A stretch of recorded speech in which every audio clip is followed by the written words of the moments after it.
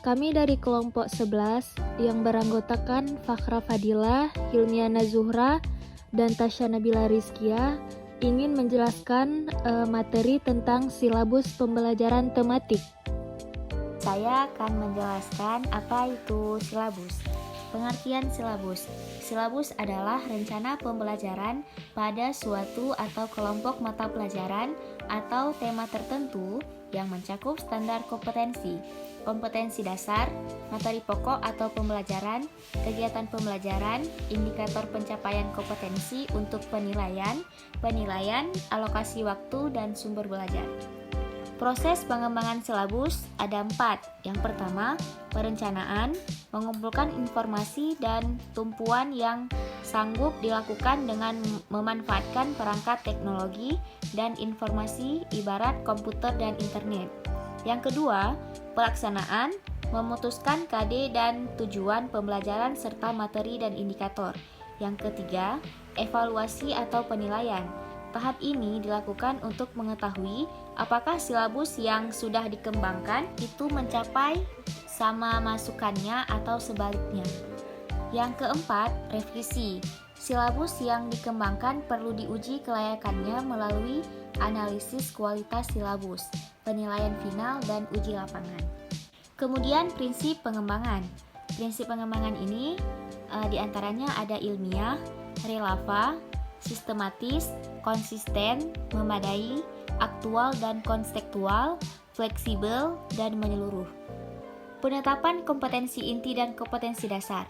Mengkaji KI dan KD mata pelajaran sebagaimana tercantum dalam standar isi dengan memperhatikan urutan berdasarkan konsep disiplin ilmu atau tingkat kesusahan materi, keterkaitan antar KI dan KD dalam mata pelajaran, dan keterkaitan KI dan KD antar mata pelajaran. Selanjutnya, perumusan indikator keberhasilan belajar.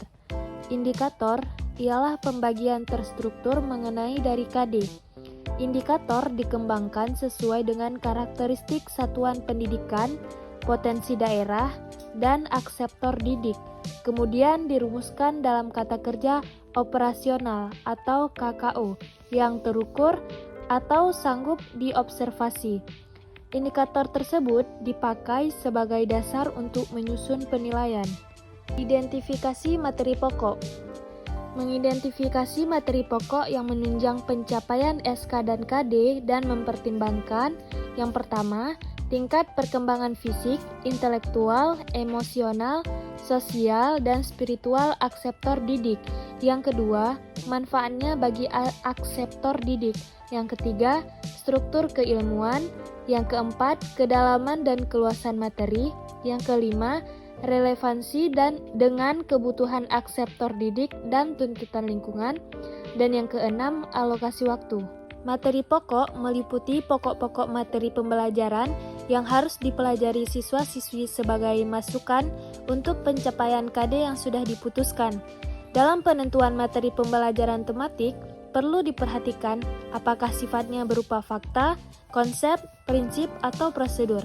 Hal ini akan berpengaruh besar terhadap taktik pembelajaran, alat, dan media pembelajaran yang akan digunakan. Perlu juga diperhatikan keluasan cakupan dan kedalaman materi pembelajaran tersebut. Penentuan pengalaman belajar.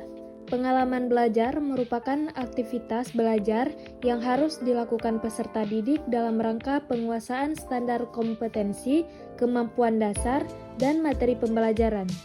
Strategi pembelajaran yang dituliskan dalam silabus berupa pengalaman berguru unik dan spesifik yang sesuai dengan materi pembelajaran dan sanggup menunjang penguasaan KD yang sudah ditentukan. Penentuan strategi dalam pembelajaran tematik perlu juga dikaitkan dengan hal-hal yang bersifat konstektual. Alasannya, agar siswa-siswi belajar dengan baik bila apa yang telah dipelajarinya terkait dengan apa yang sudah diketahuinya dan kegiatan yang terjadi di sekelilingnya. Akan lebih tepat kalau siswa diberi pengalaman-pengalaman belajar yang diarahkan kepada life skill yang sangat diharapkan bagi kehidupan di lingkungannya. Menentukan alokasi waktu. Penentuan alokasi waktu pada setiap kompetensi dasar didasarkan pada jumlah minggu efektif dan alokasi waktu mata pelajaran per minggu dengan mempertimbangkan jumlah kompetensi dasar, keluasan, kedalaman, tingkat kesulitan, dan tingkat kepentingan kompetensi dasar. Penentuan media atau sumber belajar. Gunakan media yang jelas dan rapi. Tujuan penggunaan media belajar adalah untuk mendukung proses belajar. Pastikan media belajar cocok dengan sasaran, relevan dengan materi yang diajarkan. Pilih media belajar yang praktis dan luas. Pastikan media dapat digunakan oleh pengajar. Selanjutnya, menentukan jenis penilaian yang sesuai dengan kompetensi dasar dan indikator.